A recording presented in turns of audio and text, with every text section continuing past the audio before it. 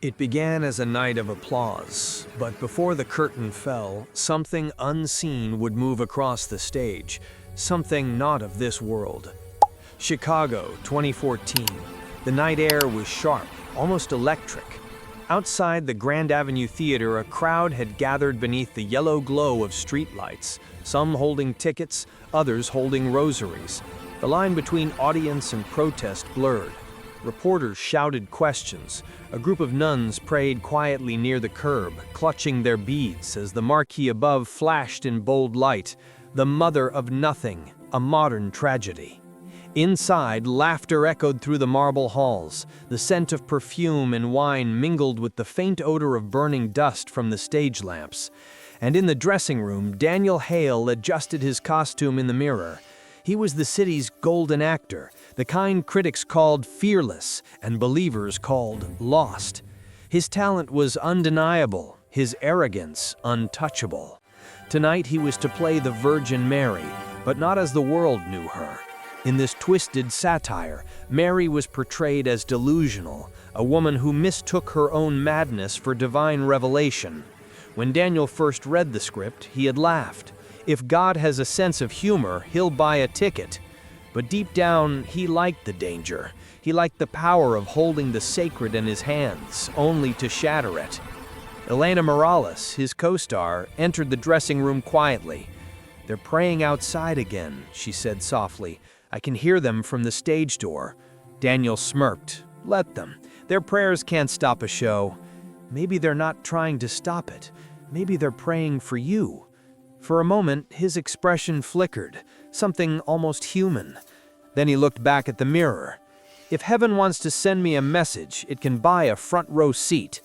He adjusted his veil. The reflection trembled. Not the mirror, his image. For a heartbeat, his face wasn't alone. Behind him stood a woman, faint, pale, dressed in blue, her eyes sorrowful. He blinked. Gone. The stage manager's voice boomed, "Curtain up in 60 seconds!" The theater darkened. 1,000 people waited in silence. Then the lights rose on Daniel, veiled, radiant under the spotlight, holding a cracked rosary. The orchestra began, a low, haunting hum. "Behold," Daniel declared, spreading his arms, "the one they call blessed." The crowd tittered nervously. His tone was mocking, his gestures exaggerated, parodying prayer, twisting devotion into irony. "Blessed," he sneered, "blessed are the gullible, the weak, the ones who mistake obedience for faith." Some in the audience laughed, others gasped. The tension was intoxicating. Daniel felt invincible, a god performing gods. Then it happened. One of the tall altar candles sputtered. The flames stretched higher, unnaturally bright. A gust of wind, impossible in a sealed theater, swept through the stage. Curtains rippled, scripts fluttered, and the microphones hissed. The audience murmured, thinking it a trick. But Daniel felt something, a pressure in his chest, a pulse of heat rising behind him. And then the scent. Soft, sweet, roses. The flame burst. A flare of light that seared the air and vanished as quickly as it came. A collective gasp filled the hall. Daniel staggered backward, covering his face. "What the hell?" he whispered under his breath. But the audience clapped, thinking it part of the act. He looked out across the rows of faces, and that's when he saw her. Front row, center seat. A woman in blue. Hands folded, eyes full of sorrow. No spotlight touched her. No one around her reacted, but Daniel couldn't look away. His lines died in his throat. "Daniel, your cue!" hissed Elena from the wings. He forced himself to continue, voice trembling. "Behold, the mother of—" But the words refused to leave his tongue. The laughter of the crowd warped, distant, distorted, and for a brief second, he thought he heard something else beneath it. A whisper. Soft and unmistakable. "Why do you wound what you do not understand?" He froze. The microphone screeched. The lights flickered once, then steadied. And just like that, she was gone. The curtain fell to thunderous applause. Cameras flashed, critics scribbled, but Daniel barely heard them. He stumbled into the dressing room, hands shaking, eyes wide. The cracked rosary from the prop table lay where he had left it, except now one bead glimmered faintly, as if lit from within. He picked it up, warm. He dropped it instantly, his breath catching. No, it's stress. Stage lights, I'm tired. But as he turned toward the mirror, he froze again. The reflection behind him shifted. Not the room, the air. A faint shimmer, like light bending underwater. Slowly, the shape of a woman formed, indistinct but radiant, her veil flowing like mist. He whispered, "Who are you?" The voice didn't come from her lips.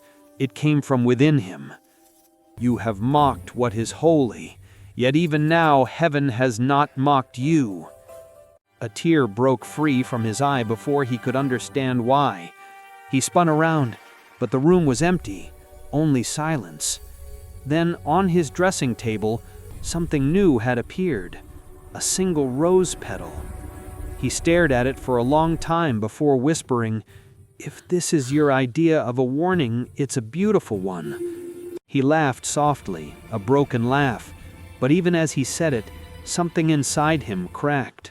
Not his confidence, not his reason, but that small, buried voice of conscience he thought had long died. Outside, the reporters cheered his bravery. Headlines flashed online, "Daniel Hale's brilliant heresy, the actor who dared to mock heaven." But among the crowd, a woman stood quietly, holding a candle. Her face was calm, almost knowing. When Daniel emerged, smiling for the cameras, she whispered as he passed, "Be careful, Mr. Hale. Some performances are watched from higher places." He turned sharply, but the woman was gone. That night, in bed, Daniel couldn't sleep. The scent of roses lingered in his apartment, though he owned no flowers. He poured himself a drink, turned on the TV, but every reflection in the glass, the screen, the window, even his tumbler seemed to flicker with faint light. And somewhere in that light, he thought he saw her again. Not accusing, not angry, only sorrowful. "Why do you wound what you do not understand?" The whisper echoed again, softer now, almost gentle. Daniel set the glass down. His hands trembled. He looked out at the city skyline, and for the first time since he was a child, he whispered a prayer. He didn't know to whom, but heaven heard. The newspapers called him brilliant. The church called him blasphemous. But Daniel Hale didn't care what anyone called him. He cared only that they were calling. After the premiere, his name flooded every headline. His picture graced every blog. "The actor who dared to mock heaven," they wrote. And Daniel, half drunk on fame, laughed it off. Controversy was currency, and he was rich. Yet fame, like the theater, has a cruel habit of dimming its lights when the show is over. Weeks passed. The theater continued to sell out, the applause continued to thunder, but Daniel began to feel a weight pressing behind the curtain of his success. It started small. During a morning rehearsal, as he repeated the mock prayer that made audiences roar with laughter, the sound engineer shouted, "Hold on, your mic's picking up interference." A faint whisper echoed through the speaker system. No one could make out the words, only that it sounded female. Daniel's chest tightened. He snapped, "Check the frequency, probably feedback." But the next night, it happened again. Same line, same moment, a soft voice weaving through the static like silk through fog. "Why do you wound what you do not understand?" The sound engineer froze. "Daniel, that's not—" "Shut it off!" They killed the mics, and silence fell. For the first time in his career, Daniel walked off stage mid-performance. Back in the dressing room, he poured water into his shaking hands. His reflection in the mirror looked unfamiliar, eyes sunken, pale and restless. He turned away, muttering to himself, "It's exhaustion, that's all." but exhaustion doesn't make roses appear on cold metal tables. Yet there it was again, a single petal, perfect and red. It hadn't been there seconds before. He stared at it, heart pounding. "What do you want?" he whispered. There was no voice this time, only the faintest sound, like glass cracking. He looked down. The mirror beside him had split down the center. By the third week, sleep had abandoned him. Every time he closed his eyes, the same dream unfolded. A white expanse. A woman in blue standing at a distance. And her voice, gentle but unrelenting. Mockery blinds the soul that fears to see truth. He would wake, drenched in sweat, gasping, whispering to no one. "It's just a dream." But the dreams began to spill into daylight. During a matinee, he forgot his lines for the first time in a decade. The audience laughed, thinking it was improvisation. Elena rushed to cover for him, but she noticed the terror in his eyes. After the show, she cornered him backstage. "Daniel, something's wrong. You're pale, you're trembling." He looked at her as though from another world. I saw her again. "Who?" He swallowed hard. "The woman in blue. She was in the front row again, and then she was gone." Elena's face softened. "Daniel, you need to rest." He laughed weakly. "You think this is fatigue? You didn't smell it, did you? Roses. Every time she appears, that scent follows. It's like she's here." Elena hesitated, then said quietly, "Daniel, my grandmother used to say that when the Virgin visits someone, the air smells like roses." He froze. "Don't start with that." But she only whispered, "Maybe she's not here to punish you. Maybe she's trying to save you." That night, Daniel didn't perform. He sat in his dark apartment, every light turned off. The city beyond his window glowed faintly through the fog. He poured himself a drink, but the glass slipped from his trembling hand and shattered. The scent of roses filled the room again, so strong it made him dizzy. He turned slowly, and there she was, the same woman from his dreams, no longer distant, now standing by the window, veiled in soft blue light, her eyes fixed on him. He stumbled backward, breath ragged. "Stay away from me," he whispered. But she didn't move. She simply looked at him, her expression full of sorrow, not anger.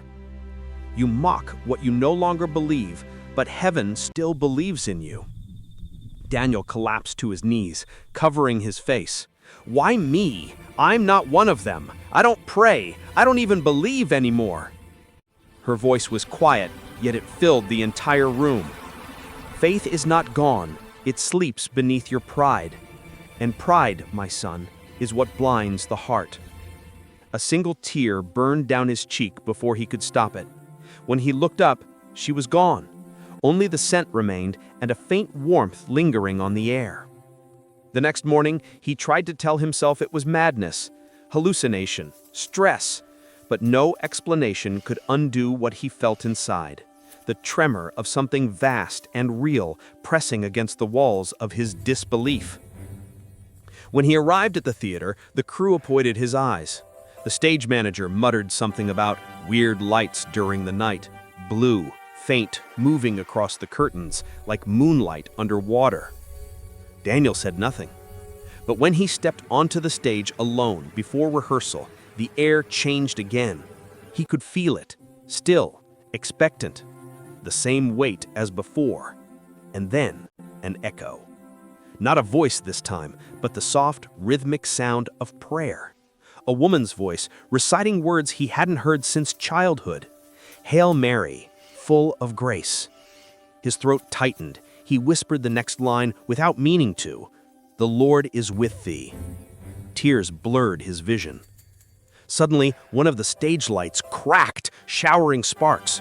Crew members rushed in, shouting, but Daniel stood frozen beneath the falling dust. Because for the briefest moment, he saw her again, standing at the edge of the stage, veiled in blue light, her hands folded as if praying not to him, but for him. The light flickered once more, then died. That night, Daniel didn't sleep. He sat at his desk, surrounded by silence. The script lay open before him, pages filled with mockery, arrogance, and cynicism. He tore it in half. For the first time in his life, the applause of men felt meaningless. He whispered into the stillness of his apartment, "If this is real, if you are real, show me what to do." Outside, thunder rolled softly in the distance. The faint scent of roses returned, this time peaceful. And from somewhere unseen, he thought he heard the faintest whisper of a reply. "Come back." He fell asleep at his desk, tears drying on his face. The next morning, the newspapers reported that Daniel Hale had collapsed during rehearsal and was taken to Mercy Hospital. Doctors found nothing wrong. His body was fine. But when they woke him, they told them something none could explain. He said, "I saw her again, and this time, she smiled." The hospital was quiet that night, the kind of silence that feels alive, humming with a strange electricity. Rain tapped lightly against the window as Daniel Hale lay on his back, staring at the dim ceiling. The monitors beside him blinked rhythmically, like the slow heartbeat of time itself. He had refused visitors, even Elena, especially Elena. He didn't want their pity, their curiosity, or their questions. He wanted silence. But silence was the very thing that now terrified him most, because in the quiet, he could hear it again. That prayer, soft, distant, yet clear. Hail Mary, full of grace. He turned his head toward the corner of the room. The air shimmered faintly, like heat over desert sand. "No," he whispered, "not again." But she was there, the same figure, veiled in blue, light radiating softly around her as though the world itself bent to her presence. Her face was serene, maternal, and her eyes, those eyes, carried both sorrow and infinite compassion. Daniel felt every defense inside him crumble. "I'm losing my mind," he muttered, tears rising. "You're not real." The woman stepped forward. Her movements were slow, graceful, as though time obeyed her. "You seek truth," she said gently, "but truth frightens those who love the darkness they created." He trembled. "Why are you here? What do you want from me?" Her expression softened. "You mocked me before thousands, yet heaven wept not for the insult, but for the emptiness in your heart. You were not born to mock the sacred. You were born to reveal it." The words pierced deeper than any blade. His throat tightened. "I don't deserve to be forgiven," he whispered. A faint smile touched her lips. "No one deserves grace. That is why it is called a gift." The next moment felt unreal, like he had fallen out of the world and into another dimension entirely. The room glowed brighter, until he could no longer distinguish where the walls ended and the light began. Suddenly, images surrounded him, scenes from his own life. His mother kneeling by his childhood bed, whispering prayers before sleep. His father arguing about bills, the sound of anger echoing through thin walls. His younger self standing in church, staring at the statue of the Virgin, wondering why she always looked so sad.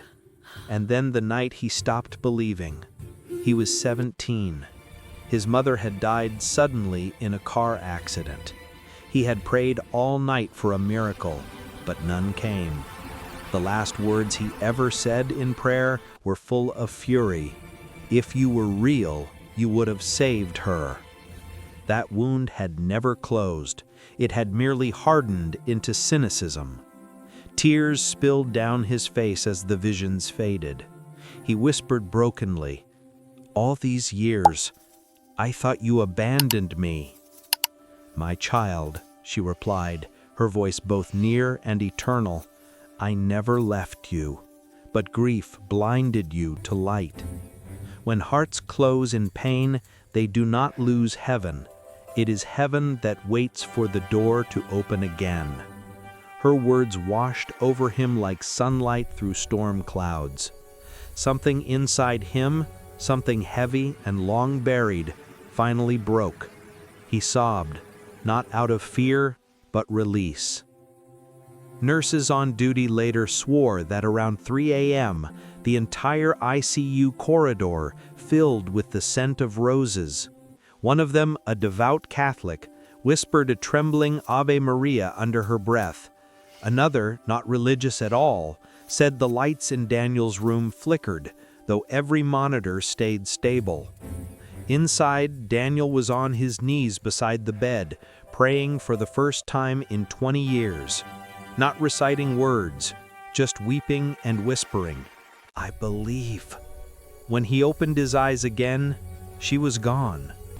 Only a single white rose lay beside him on the floor, untouched by dew or shadow. Morning came quietly. Elena stood at the door, her face pale and tired. She had been waiting all night. When she entered, Daniel was sitting up in bed, staring out the window at the sunrise. The light touched his face, and for the first time, she saw peace there. "You look different," she said softly. "I saw her again," he smiled faintly. She froze. "The woman in blue?" He nodded. "And I don't think she came to frighten me this time. She came to remind me that love never dies." Elena sat beside him, unable to speak. Tears glistened in her eyes. Daniel turned to her and whispered, "I mocked heaven to feel powerful, but now I know real power isn't in laughter, it's in forgiveness."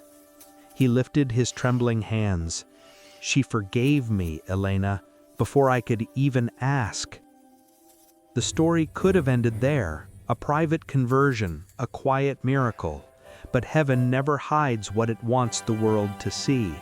The next week, Daniel returned to the theater, not to perform, but to stand before the very audience he once ridiculed faith in. The stage lights burned bright, but his heart was brighter. When the curtain rose, the audience expected satire. Instead, Daniel walked forward in silence, holding a small white rose. He began to speak. "Months ago, I mocked the sacred. I mocked the virgin. I mocked everything that others found holy because I couldn't find holiness in myself. But I was wrong." A hush spread across the crowd. "I don't ask for applause. I only ask for forgiveness from those I offended and from the one who answered my arrogance with mercy." He lifted the rose. This was found beside my bed the night I saw her. You may call it coincidence, but for me, it was grace." No one in that room moved. No one spoke. And then, slowly, a sound rose, not laughter, but tears, quiet sobbing from the crowd. People bowed their heads. Others clasped hands. Elena, standing behind the curtain, wept silently. When the lights dimmed, Daniel whispered to himself, "Thank you." And somewhere beyond the theater, in the invisible quiet of heaven, a maternal voice replied, "Well done, my son. You have found your way home." It began quietly, almost too quietly to notice. A cleaning lady, Maria Alvarez, was the first to speak about it. She worked the night shift at the theater, a humble woman in her 60s who kept to herself and carried a small wooden rosary in her pocket. One morning, she found the stage bathed in a faint golden light. Not from the ceiling lamps, those are off. The light seemed to emanate from nowhere and everywhere at once, soft and warm like dawn sunlight filtered through stained glass.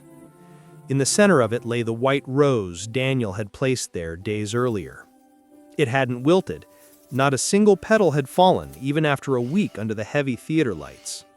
Maria knelt instinctively. "Ave Maria," she whispered. And then she saw it, a thin trail of moisture running down the rose's stem as if the flower were weeping. She ran backstage, trembling, to call Daniel. When he arrived moments later, still in his overcoat, she pointed wordlessly at the stage. The rose gleamed in the light. Daniel approached slowly, his breath shallow. "It's impossible," he murmured. Maria nodded. Impossible or divine? News spread fast, as it always does when mystery meets faith. Within days, the theater was filled not with actors, but with pilgrims. People came from neighboring cities, from parishes across the state.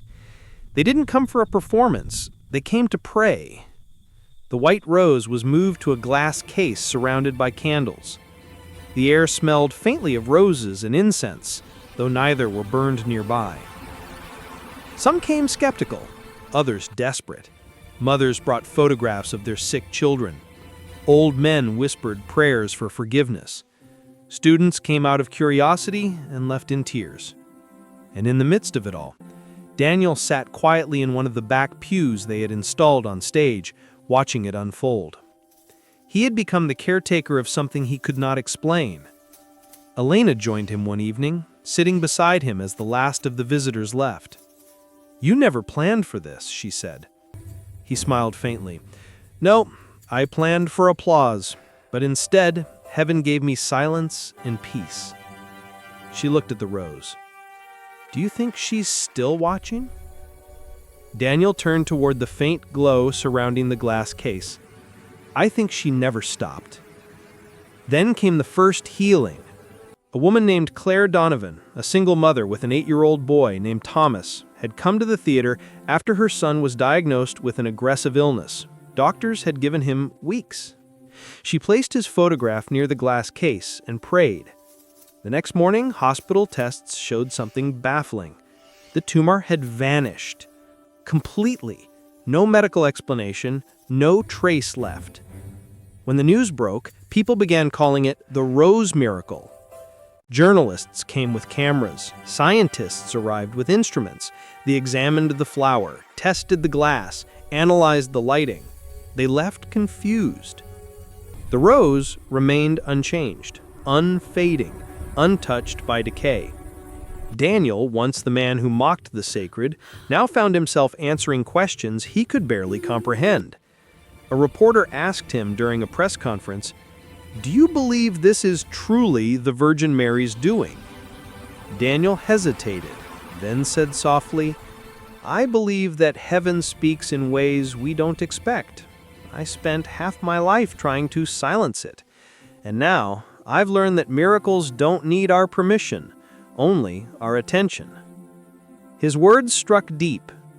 Clips of the interview went viral. People shared it not because it was sensational, but because it was sincere. The theater, once a place of satire, had become a sanctuary.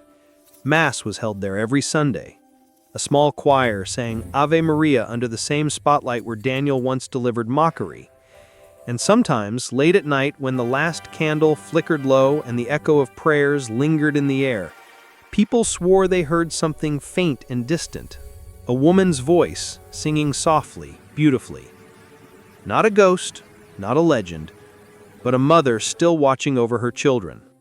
Daniel continued to visit every morning, sitting quietly before the rose. He no longer asked for signs. He no longer needed them. Faith, he had learned, wasn't about seeing the extraordinary.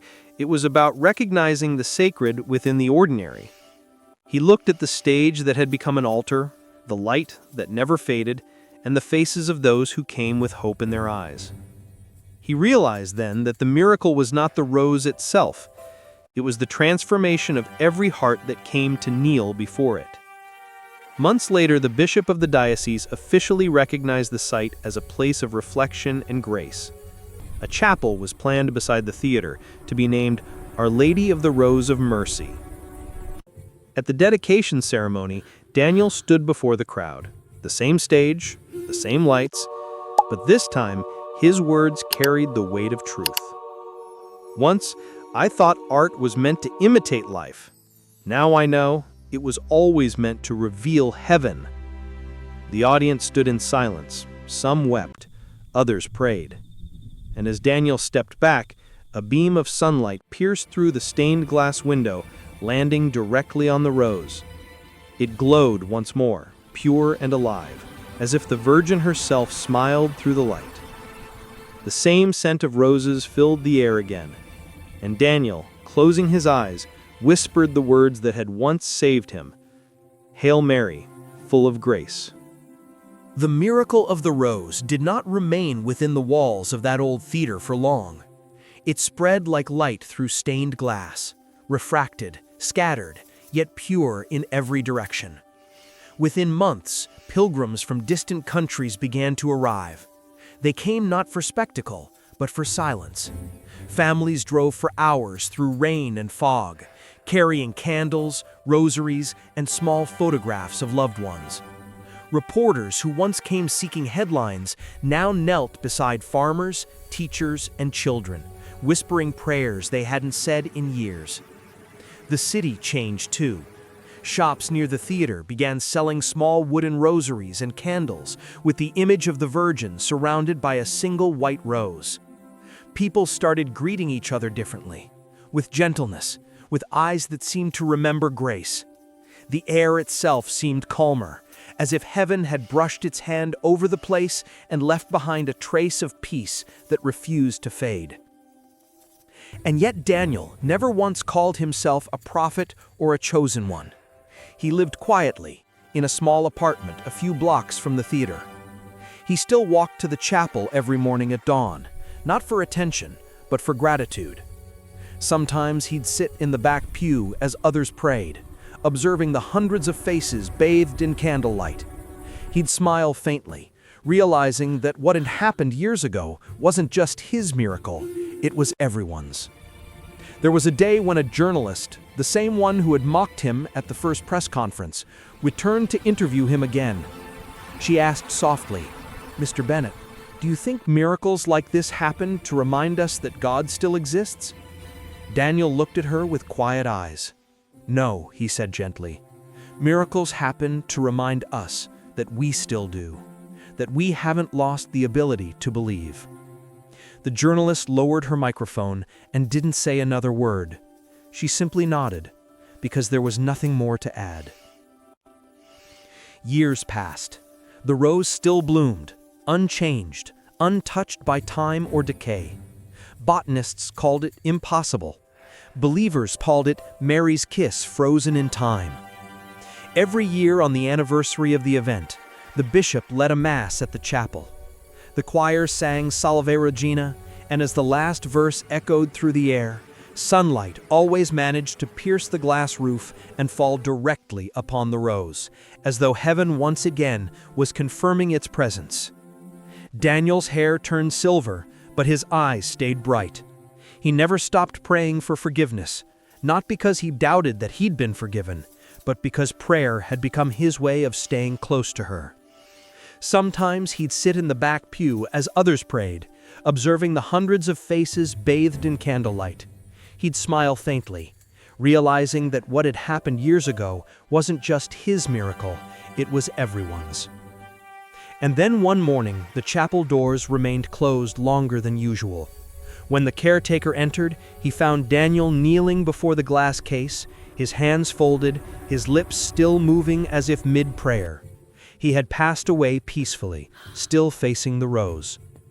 Beside him lay his small notebook, open to a single sentence written in trembling handwriting. Heaven was never far. We were the ones who stopped looking. They buried him behind the chapel, under an olive tree, the same kind that grows in the Holy Land. And during the funeral mass, a faint fragrance of roses filled the air once more. No one spoke about it aloud. They didn't need to. Every soul present understood. Today, if you visit that little chapel near the old theater, you'll find a plaque that reads, "Our Lady of the Rose of Mercy, where heaven touched the stage." Pilgrims still kneel there, lighting candles for loved ones, whispering names and tears and hopes into the air. Some say they can feel a presence standing beside them, gentle, motherly, and full of grace. Others swear they hear faint music, a single voice singing softly, somewhere between the earth and heaven. But everyone leaves the same way, lighter, renewed, carrying with them the quiet certainty that miracles are not distant legends, they are love's language made visible. And as the candles flicker and fade, one truth remains written deep in every believer's heart, that the Mother of God still walks among her children, not on grand stages, not in shining palaces, but in humble hearts willing to believe. And as this story fades, remember, her light still waits for you, as it waited for Daniel, as it waits for every soul willing to look up and say,